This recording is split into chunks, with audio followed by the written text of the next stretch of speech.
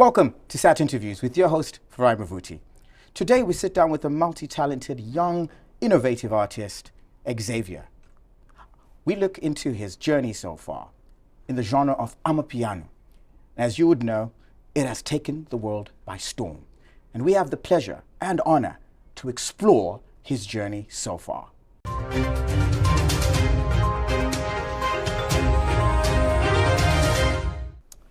XAVIER, thank you so much for joining us today.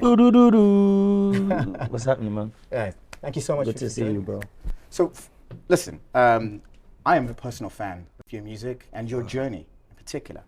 And I know you've done quite a lot, and I am deliberate when I say multi-talented, because you are a man of many talents. Blessings, bro.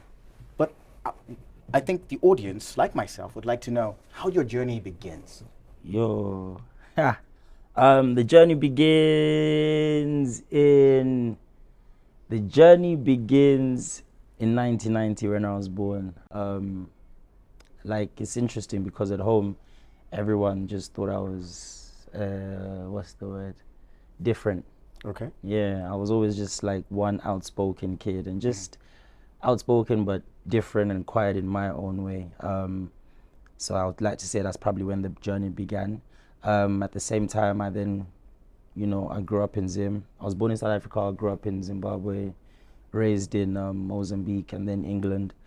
In 99, I came to England. A lot of diversity there, Yeah, cultural man. exposure.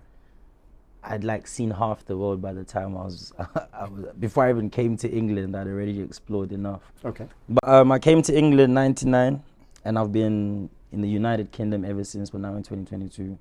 So I've been here like a good 22, 23 years, just pushing, discovering myself and learning.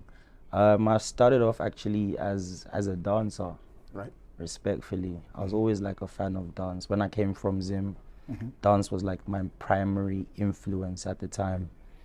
Because in boarding, we used to just like chill and just jam to a lot of music. And then from dance, I then evolved into DJing. I got fascinated by DJing actually, because I used to go to a lot of house parties with my parents, like my aunts and my nan and stuff when I was young. And there was always like a particular reception that the DJs would get when they arrive at a party. And I was like, yo, when I grow up, I want to be like this guy. About figuring that way. Like, it's just crazy. Everyone's just like, hey, the DJ. So I was like, yo, dope. I want to be like that. And then, at about 14, 15, I really started DJing. I started learning how to DJ. Shout out to Skyflex, he taught me how to DJ. Then I started going to parties, getting bookings at like 15. Yeah, come play the baby shower. Yeah, come at my 18th. And my uncle had like this little system that he had. So we'll take that system and the speakers and they'll get me transport and I'll go there and I'll just play my stuff. Even though I wasn't like a great DJ, but I had an understanding of music and I knew what they like to play, the Mafizo, Malaika, just party vibes.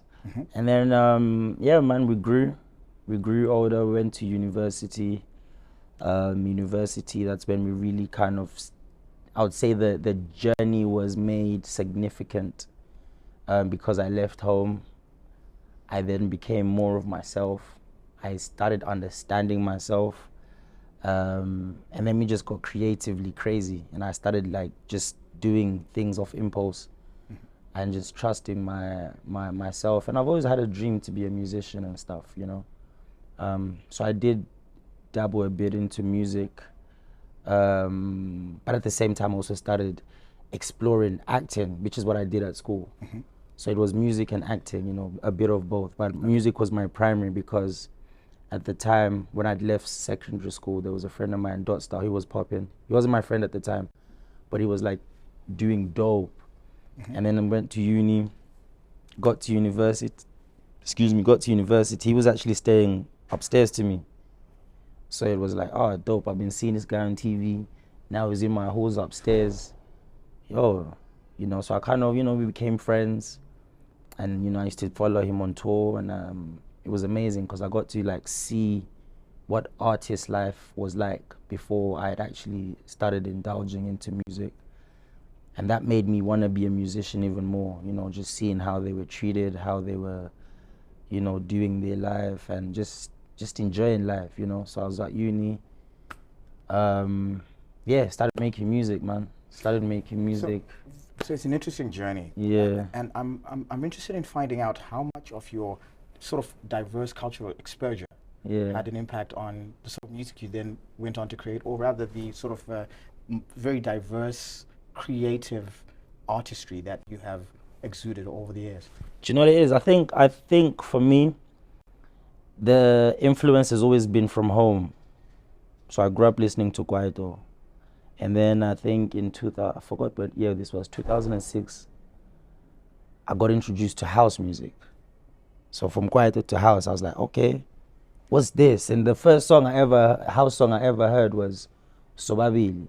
And that really kind of took me back to the Afro pop world that I was already in, and I've always been fascinated by and always just influenced by. So I was like, yo, this is dope, and it had a nice beat. And from that day, I just started listening to house. So I always say to people, like, I left Africa, but I actually never left. I left Africa physically, but I never left in terms of following the music and the creative and the way they just... You just changed the dresses, but yeah, your experience. Literally changed the dress, but I was always, even till this day, like I couldn't tell you anything about what's happening in England. My focus is just like what's happening back there, because that's really where I foresee my future, and that's where I really want to take over. So tell me, what was the influence of university and the impact in terms of your creativity? Did it add value to it? Yeah, 100%. Working with people like Dot Star, and just having my own freedom, and just meeting different cultures. Because uni is an amazing space where you just meet different people. It's not like school where you're just meeting people between school hours. Yeah, like a hub of multiculturalism. Yeah, it was just literally from India. I even had like an Indian character once upon a time. So yeah, at uni I became free, I let go, started acting, started giving people more of my personality. There was this app actually that enabled that, which was called Keek. Okay. There was an app called Keek that really enabled... Was it a social media? Social media, yeah. That's before Instagram. Yeah, before the Facebooks and so forth. All that stuff. I mean, Facebook was there, but Facebook hadn't started doing videos. All right. And Keek was one of the first platforms doing videos. Okay. So that kind of brought my personality out in terms of showing people that, yo, you can be human, you know, you can... Because, like, respectfully, we're all crazy, man. Yeah, yeah. And I remember that one of your most popular videos is you literally shirtless in the blazing sun of South Africa, driving, saying, Nyachiselwa, which in translation, I'm feeling hot. Very hot. Not just any hot. Not just that video was actually shot in England. It was shot in England, was it? Yeah. Okay, so tell me about that moment. Because this is your first viral moment, if I'm not mistaken. Yeah, that was... Yeah, actually, that was the first. Over 1 million views, I believe. Yeah, it went global. Actually, someone sent me a video the other day, saying that Mayweather's daughter had reposted that video. Wow, crazy, mental. And so, talk to me about what then happens from there. So, with how that video actually happened was, I was in the car with my cousin uncle. I call him my cousin uncle. He's my bro, really, but for respect's sake. I was in the car with Stro. I was shadowing him because there was this job that he was doing and I wanted it. It was so flexible. So I was shadowing him and literally just driving around all day giving tickets. Okay.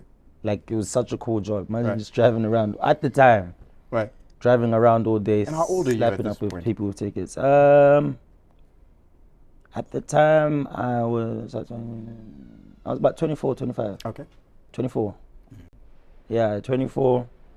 And yeah, we're done with school, whatever. And it was just hot. And that's the thing, uni made me just be free. Yeah. So you found yourself. Yeah, I was just like, you know, right now if I felt something cool, blah, blah, blah, blah, blah, blah, blah, blah, blah, blah, post. Right. That's how I am. So with that moment, it was literally a moment of, damn, bro, it's hot. And that was like one of the first heat waves we had. That was the start of global warming. 2014. Yeah. Trust me. And yeah, we started, like, I put that out as like any video. I just put it out as a video that was just supposed to just be a laugh to my followers. I don't even know what happened. It just blew up. So the next morning you're waking up to about over. It wasn't a next day thing. Was it gradual? Yeah, it was a thing. It was like in a space of maybe 3 months. Wow.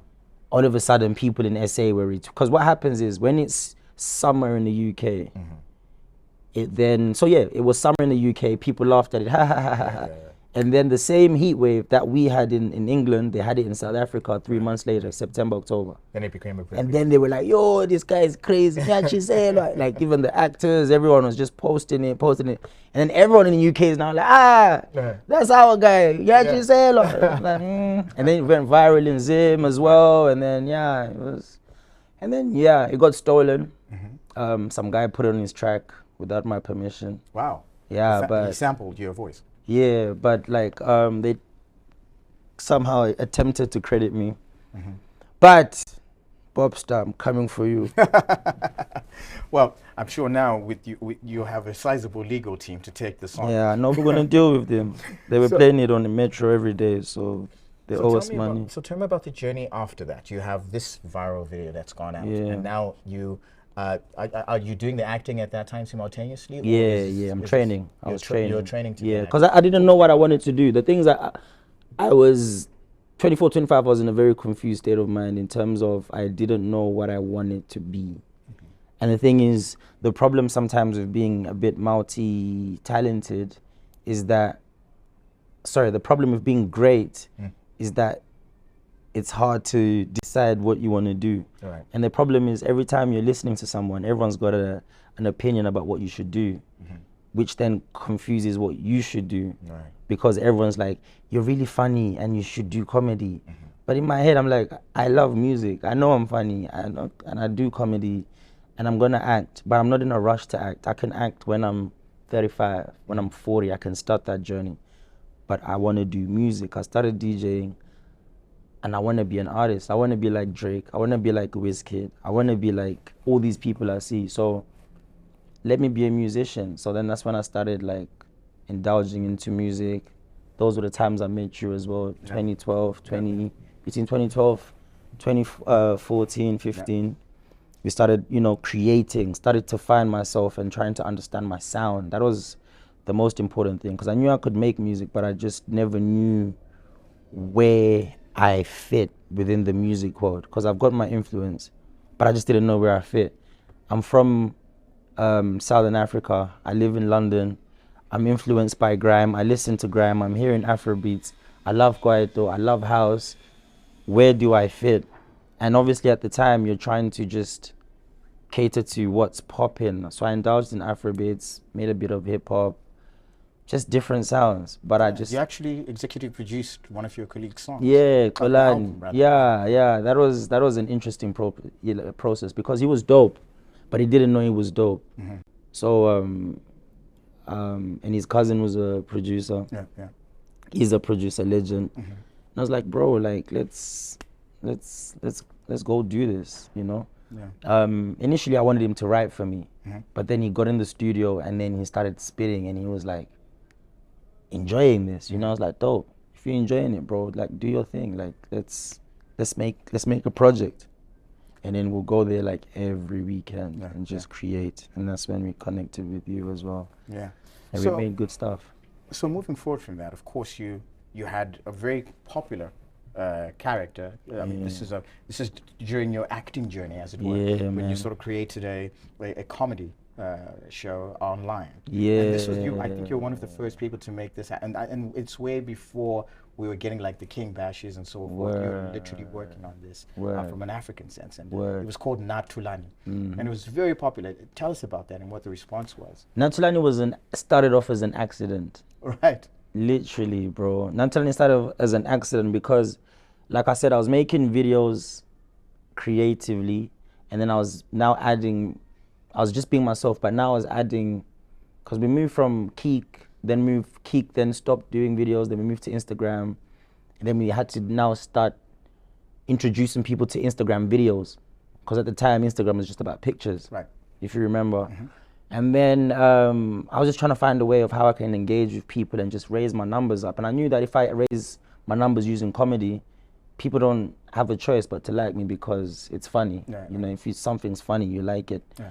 And then from that moment, I made a video one day where I basically wanted to express to people that this used to happen. Let's say your mom's just finished bathing. Mm-hmm.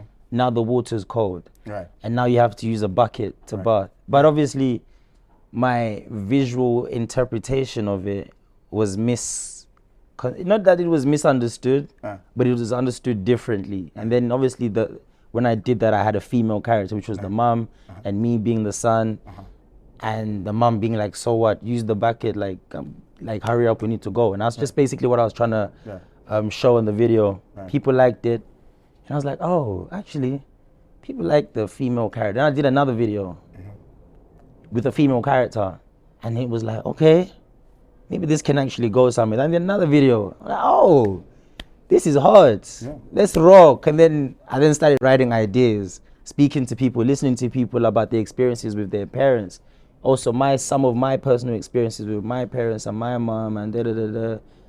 And the aim was to just kind of bring that African mom to reality. And then fast forward from making those videos, just made a lot of Instagram videos, just showing different scenarios with your mom that people could relate to. And then Mangesto one day called me and was like, yo, let's turn this into a series. So tell me, who's Mangesto? Mangesto is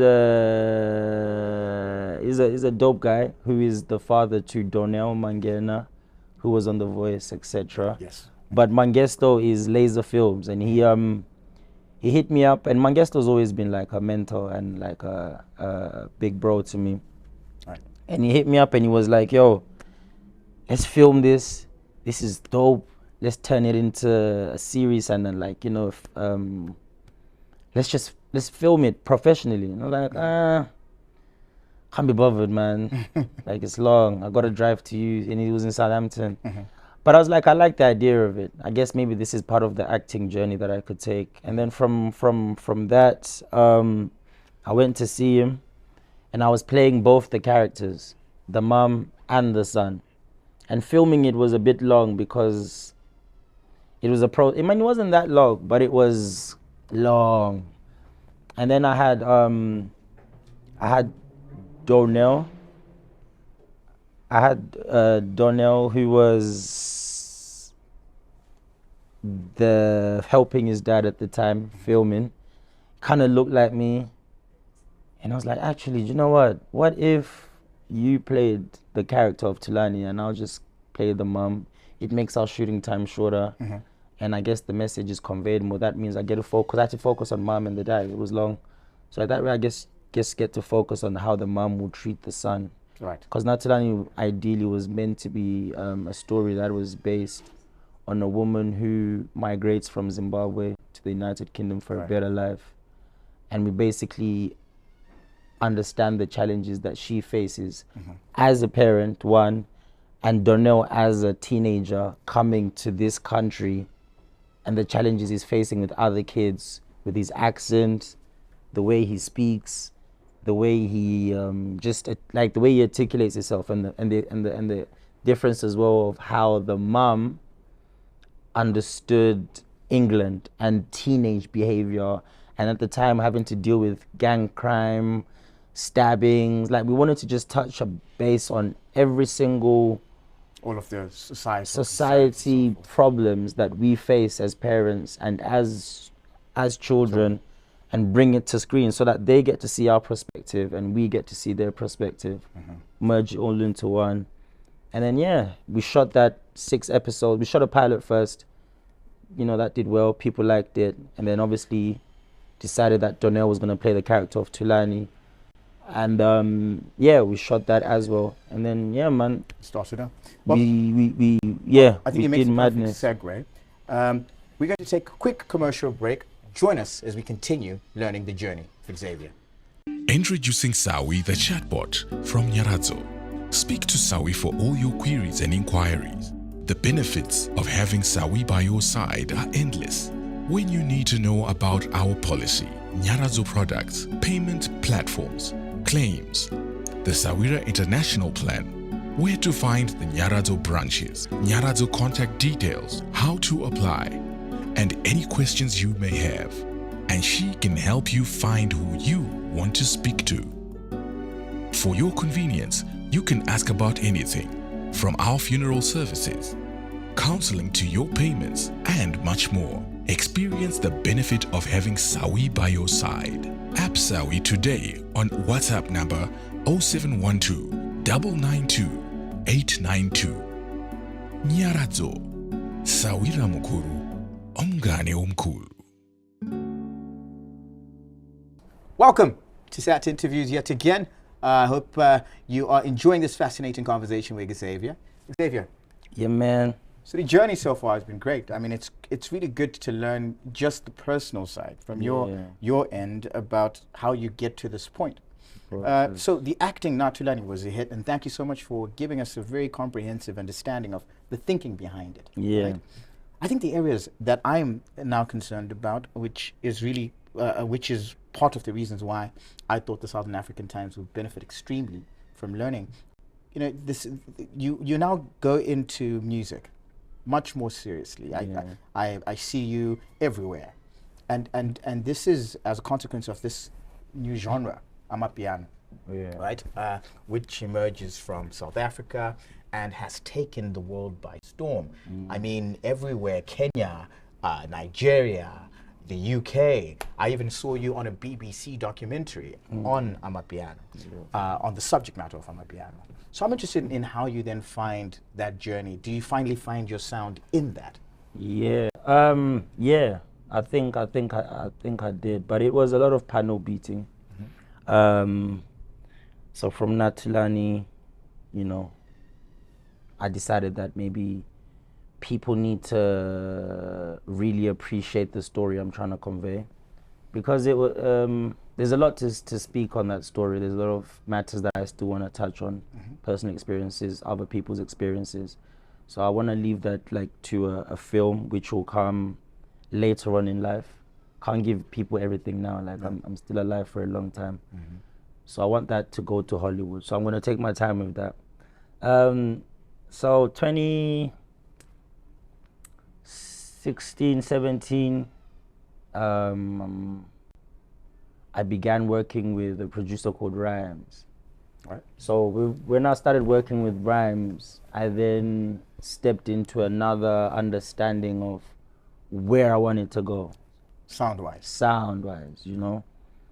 So I started cooking it up with Rhymes. We tried everything, Afrobeats, hip-hop, everything. We tried everything. And then we started doing a lot more sounds based on my personality and my vibe, which was the Kwaito experience. So we started building that, made a song with him, 2018, I think, called Anthem. I'd gone through some little smoke. You know, it's crazy. All my stuff happens like after like a little breakup or weird stuff like that. So I'd gone through something that had kind of triggered me to bring out that side of me. And then, we started making more of that sound, not even trying to experiment with Afrobeats or reggae, or it was now more based on music from home, just my vibe. Started making that. We released something just experimentally to see what people would gauge, released more. It had a bit of appeal, and then I was like, okay, cool. I think I'm gonna make this route mine. At the time, I'd stopped DJing and I was just wanting to be an artist. So my focus was just on artistry, and I was just spending a lot of time in the studio and spending a lot of time with Rhymes as well in the studio, which then exposed me to a lot of artists. Steph London, I went to school with Steph. I was in studio sessions with Tory Lanez, Sean Paul, like just so many different people, which then gave me a tunnel vision of their world as artists and how they record and how they make music. And I was like, okay, cool.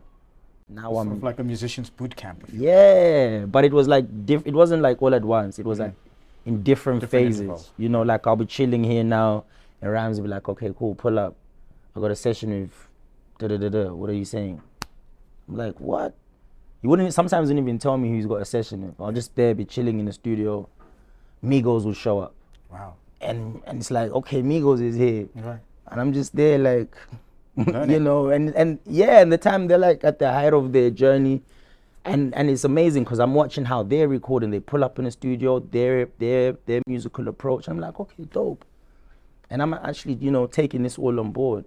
And Steph is like, yo, you know, you should really do this dance thing, because at the time I was still fascinated about dance. Like, just do dance music. And I'm like, what do you know, man? Just go do your Jamaican It's stuff. just Steph London. Just yeah. But I went to school with Steph, so she's always been like the little sis to me. Okay.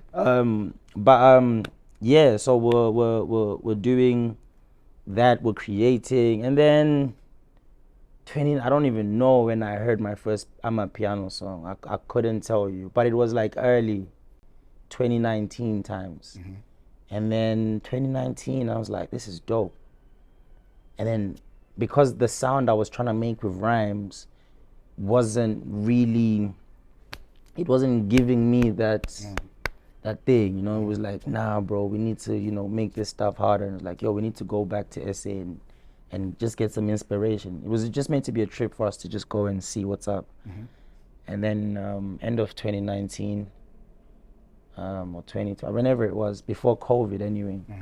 Yeah, because COVID started March 2020, right? Yeah, not much. So yeah, end of 2019, I decided I was gonna go to South Africa and just see. I'd already connected with the producer in there, and I was like, yo, I'm gonna pull up, we're gonna have some sessions. Shout out to DJ Jabs, dope guy. So he sent me a few beats, and I was like, bro, I'm gonna record one here and see how it goes. And that one was dope, but I wanna come there and record with you guys and feel this thing even more, you know, because I don't wanna, the feeling is not the same here. So I went over to the chemistry in the studio. yeah. So I went over to South Africa with DJ Jabs, linked up with him, and we started creating. He introduced me to other producers, other artists, and I was just like blown away. The talent was out of this world. Like I was beaten up. Like the kids are just so talented, and I thought I was good at what I did. Nah, you know, it just kind of made me see how amazing these people are. And then yeah, from that stage, I then from being in South Africa, we created stuff, we shot videos in South Africa, and then we brought that back here to England. On my flight to England, I met with another distributor who was also excited about the sound. It was emerging at the time. It was a distributor that I met on the plane, and it was like, yo, we can get this stuff out. Let's do this, you know. Sent him the songs that I'd made in South Africa. That this is dope, push it out there. One of them was titled I Don't Know. Yeah. And that was actually inspired by so now that's how the comedy was now inspiring the music. Right. Because there were catchphrases and certain things that I said in the comedy that were then becoming relevant within the music, which kind of connected.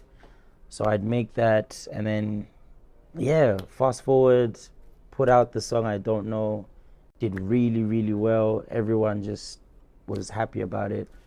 Amapiano was more and more becoming, everyone never expected Amapiano to survive this long. There's no one that can say that they knew Amapiano would last it 2 to 3 years in 2020. Yeah. 1, because of COVID. 2, because of the sound.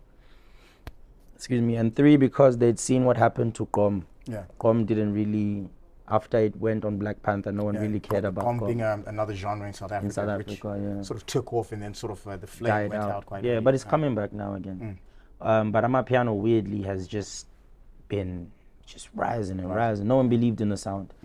But I'm glad that I already started jumping on the sound, started creating, made a lot of songs, also learning myself within the sound. So I came back to England, we had COVID. the world was fascinated by Amapiano via TikTok and the girls and everything dancing. And then from there, what happened? From there, we had another lockdown. I decided that no, I'm still gonna make more Amapiano. I went back to South Africa, and then they were like, no, if you go to SA, they're gonna lock you in. I was like, I don't care. I would do it for the piano. And yeah, that's when Omicron was starting. Right. And the world was shutting down again. Yeah, right. And I was like, I don't care. I'd rather go get locked in SA. And let me go get diluted At by least you my get piano. to get some work done. Yeah, and Right. I was like, yeah, like, what am I really doing here? I can't be here trying to survive. Let me go fulfill my dreams in South Africa. I went to SA, and we created. I was there for a very long time. Had a camp out there, connected with more artists, different producers now. Everything was just more heightened, and it just made a lot of sense. And the vision of music was also starting to make sense. When I connected with Lee, my gaffer, I call him my gaffer. Your manager, yes. A manager, and it started making sense because I now wasn't just pushing this vision alone. I had support in terms of bringing the ideas to life, you know. Right. So that also kind of enhanced and helped me align myself with the music that I made, and just obviously with the things with music, you know how it is. There's a lot of egos involved. There's a lot of things. So I think also having Lee on board, it's enabled me to work with a lot of artists I wouldn't have personally reached out to, you know. So also demonstrating the importance of having that managerial support, right? It's a lot. So just a quick segue just before we go, guys. Interesting, fascinating conversation, and I know you're enjoying it as much as I am. But we'll take a quick commercial break. We'll be right here, so keep it locked. Introducing Sawi, the chatbot from Nyaradzo. Speak to Sawi for all your queries and inquiries. The benefits of having Sawi by your side are endless. When you need to know about our policy, Nyaradzo products, payment platforms, claims, the XAVIER International Plan, where to find the Nyaradzo branches, Nyaradzo contact details, how to apply, and any questions you may have. And she can help you find who you want to speak to. For your convenience, you can ask about anything, from our funeral services, counseling to your payments, and much more. Experience the benefit of having Sawi by your side. App Sawi today on WhatsApp number 0712 992 892. Nyaradzo, Sawira mukuru, omngane omkhulu. Welcome back to Sat Interviews with your host, Rai Mavuti. I'm having a great conversation here with Xavier. Xavier, so now we know about the piano. We've learnt about your acting. And of course, I want to touch a bit of your filming side. But before I do so, in my discussions with your team, they were very excited about an EP that's yet to be released. Can you talk a bit about the inspiration behind that EP and what your objectives are? Blah blah blah blah blah blah blah blah. Inspiration behind the EP, yeah. EP is like this EP is like my first solo project ever. Right. So it's like I'm excited about it myself personally because it's my first actual body of work alone, and you know, a lot of work has been put into to make that project happen. What is the question? The inspiration behind it. Oh, the inspiration. The inspiration behind the EP, like I said, in music, I've always wanted to be recognized as someone, you know, of significance. Looking up to people like Drake, the Wizkids, and all these different artists, I've always seen myself as one of them. So I believe that in music, once you have a body of work, people then kind of start taking you seriously. So my inspiration with the EP, I'd say, has been the legends of the game. You know, we've had a lot of DJ producers that have come, done their thing, and they ventured into different things in life. Mm-hmm. Some are still in music, some are still, you know, executively producing elsewhere. So I've always looked up to, you know, like you got your DJ Tira or Skido, who have like brought out projects that were relevant to us at the time and will be and have been like a significant part of our growth at that point in life.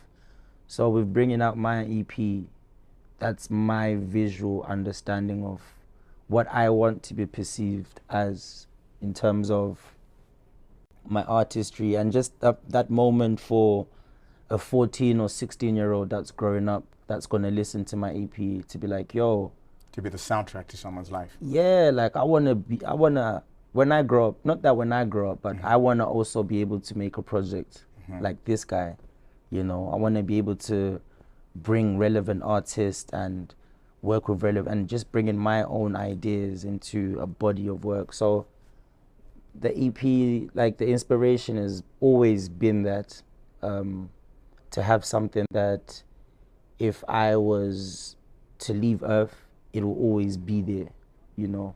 And it's something that I feel the world needs to have, because I don't think there's anyone, I was gonna say from Zim, but I don't even know if I'm Zimbabwean. But like, I don't think there's anyone from the Zim side who is about to really take the world by storm like I am, you know. So for me, it's like, it's also a representation of Zim, not only just not only just in the A sense of heritage. yeah, but in sense of like just the idea of just being, I don't know, I have this thing in my head I want to say, I don't even know how to say it, but the aim is just for me to leave a legacy for people to embrace and carry through on, and just know that And the this is legacy, what it's about. a legacy, I think you will. A legacy, in fact, that I think will be very multidimensional. Yeah, man. Because a lot of people compare you to a young Jamie Foxx, a Yes, Will yeah. Smith, because of the diversity you portray, which may lead me to my next question. I'm aware of a movie project that you lead, where you are the star of the movie. How does that come about? And is this demonstrating this diversity? Seems to be something very important to you. Why is that? Just, we have to inspire the youth, man. Everybody's going astray. Everybody's going crazy. Everyone's just, a lot of kids come here and they don't have direction. So for me, arts has always been my explanation of, you do not need to be in the world that they find themselves in. I'm speaking like, even I've got my own personal family members who have taken different routes in life that have not led them to good paths, you know. So for me, I just want to lead that demonstration of, you don't have to live a certain life to try and make money. You can just be yourself and live your dream, you know. So for me, with that film, yeah, there's a film called Nelson that's coming up. I'm not sure when it's released. Okay. But there's a film called Nelson coming up, and I play the lead character, Oliver. That's all I'm gonna say. Okay. All right. It's a dope film that we worked on. We shot it in East London, South Africa. We shot it in Tata. And So I had the good fortune of watching the trailer. the trailer, And it was amazing to see you in such a very broad range in acting, and I suppose it speaks to what you've just said, that your motivation is to inspire, to demonstrate that there are other avenues, and arts being something that you're very passionate about. I suppose my final few questions as we conclude would be, what of the business side of this? Of the art, you went to university about this. You clearly are an expert when it comes to the realm of the artistic expression. The business side of your art, how have you found that in terms of creating your own structure, your own model, to be able to sort of make revenue out of it? How has that journey been so far? the business side is something that I think I'm still working on in terms of making like proper revenue from it. That's why I have a manager now, because my focus has always been on the creative element rather than the business. I don't care for the business. Yeah. I just want to create. You're a pure artist. Yeah, I just want to sense. create. The business, yeah, if the money comes, it comes. If it doesn't, ish. With your talent, I'm sure it will. You know, I mean, just to make sure that I get to look after my family, most importantly. But like personally, like I've done a lot of free work. I've put myself out there a lot for cheap, for free. And it's, you know, it's for my personal growth. That's my investment to myself. So the business side, I think it's something that happens with time. You know, when the money becomes too much, we now need to manage it. So now that's why you need a manager. Yeah, now you've got a manager. And it's really good because you've played at various highly esteemed shows for people that are in the UK or people that are outside of the UK. You know, Ministry of Sound is one of the, and a very highly esteemed venue here. Afro Nation, right? You led Zimfest last year, and you've done a lot of festivals, Amafest and so forth, and you sort of like become the lead ambassador when it comes to Amapiano around the touring scene within Europe. And I think you have a lot to be proud of. Yeah, no, I think we're blessed. Even though I wouldn't have taken this route personally, but you know, sometimes things just, you're given things and you just like take them on board. It's crazy because I was having this conversation with Jules and Danai like in 2020 when I was making my first Amapiano project. We were speaking about being the ambassador of Amapiano in the UK. At the time, I didn't really understand what they meant, you know. But I guess with my investment and time to the art, it's making sense now because I go home, I indulge in the culture, I come back, I feed them, and it's, you know, it's just an ongoing cycle. But I think we're grateful. I'm just waiting for Coachella to call me, and IBIFA to give me like a residency, and yeah. Like, and I'm sure they will. Well, firstly, I want to bid you good fortune because I think you have actually been able to do that. You have become the bridge between Europe and Africa, Southern Africa in particular.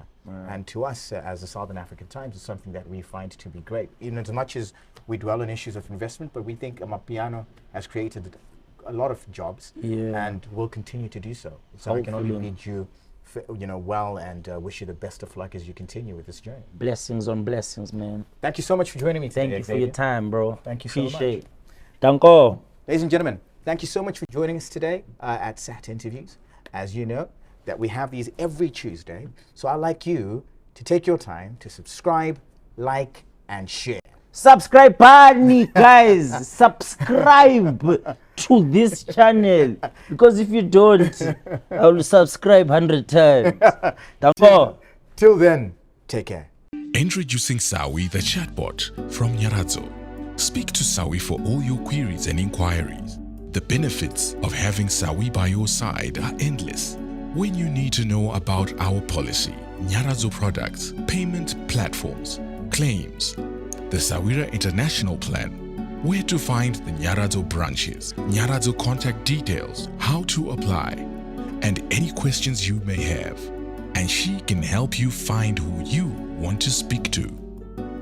For your convenience, you can ask about anything, from our funeral services, counseling to your payments, and much more. Experience the benefit of having Sawi by your side. App Sawi today on WhatsApp number 0712 992 892. Nyaradzo, Sawira Mukuru, Omgane Omkulu.